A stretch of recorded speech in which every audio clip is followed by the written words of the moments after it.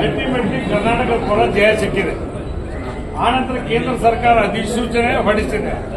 ಅದರ ನಂತರ ಮಹದಾಯಿ ನ್ಯಾಯಾಲಯದ ಆದೇಶವನ್ನು ಪಾಲನೆ ಮಾಡಬೇಕಂತ ರಾಜ್ಯ ಸರ್ಕಾರ ಮಾನ್ಯ ಮುಖ್ಯಮಂತ್ರಿ ಸಿದ್ದರಾಮಯ್ಯ ಅವರು, ಉಪಮುಖ್ಯಮಂತ್ರಿ ಡಿ.ಕೆ. ಶಿವಕುಮಾರ್ ಸಾಹೇಬರು ಟೆಂಡರ್ ಕರೆದು ಗುತ್ತಿಗೆದಾರರಿಗೆ ವರ್ಕ್ ಆರ್ಡರ್ ಕೂಡ ಕೊಟ್ಟಿದ್ದಾರೆ.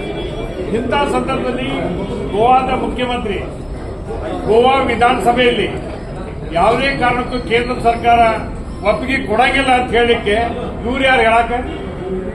ನ್ಯಾಯಾಲಯ ಆದೇಶ ಮಾಡಿದೆ, ಮಹದಾಯಿ ನ್ಯಾಯಾಲಯಕ್ಕನ್ನಾಗೈತಿ. ಮಹದಾಯಿ ನ್ಯಾಯಾಲಯದ ಮುಂದೆ ವಾದ ವಿವಾದ ಎರಡು ರಾಜ್ಯಗಳಾಗೈತಿ.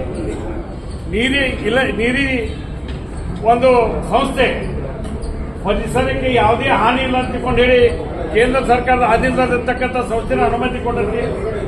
ಇವತ್ತು ಈ ಗೋವಾದವ್ರು ಕೇವಲ ಅವ್ರು ಇಬ್ಬರು ಸಂಸದರು, ನಾವು 28 ಜನ ಸಂಸದರು. ಏನು ಇವ್ರ ಕೆಲ ಎಲ್ಲ ನಾವು ಮಳೆ ಮಾಡ್ತೀವನ?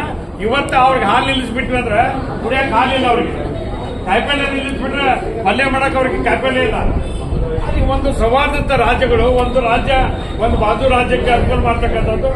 ಯಾವುದೇ ಪರಿಸ್ಥಿತಿ ಒಳಗೆ ಯಾರು ಏನು ಗೋವಾದವ್ರು ಮನಸ್ಸು ಮಾಡಿದ್ರು ಅದನ್ನ ತಡೆ ಮಾಡಲಿಕ್ಕೆ ಸಾಧ್ಯ ಇಲ್ಲ.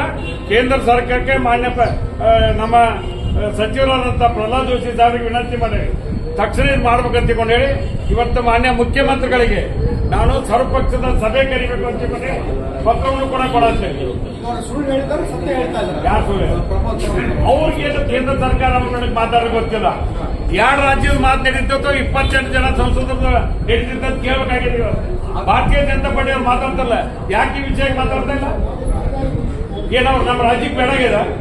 ಇವತ್ತು ಅದಕ್ಕೆ ಮಾನ್ಯ ಮುಖ್ಯಮಂತ್ರಿಗಳಿಗೆ ತಕ್ಷಣ ಸರ್ವಪಕ್ಷದ ಸಭೆ ಕರಿಬೇಕಂತ ಹೇಳಿ ಪತ್ರವನ್ನು ಕೊಡುತ್ತೆ.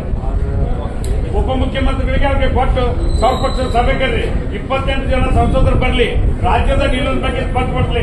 ಹಿಂದೆ ಅನಂತಕುಮಾರ್ ಅವರು ಸಚಿವರಾಗಿದ್ರು. ಅವರು ರಾಜ್ಯದ ಸಮಸ್ಯೆ ಬಂದಾಗ, ಜಲ ನೆಲದ ಪ್ರಶ್ನೆ ಬಂದಾಗ ರಾಜ್ಯ ಮತ್ತು ಕೇಂದ್ರ ಸರ್ಕಾರದ ನಡುವೆ ಕೊಂಡಿಯಾಗಿ ಕೆಲಸ ಮಾಡ್ತಿದ್ರು.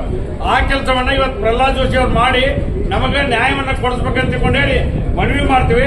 ಮನವಿ ಮಾಡಿ ಅವ್ರು ಮಾಡದೇ ಇದ್ರೆ ಹೋರಾಟ ನಮ್ ಕೈಯಾಗೈತಿ, ನಾವು ಹೋರಾಟ ಮಾಡ್ತೀವಿ.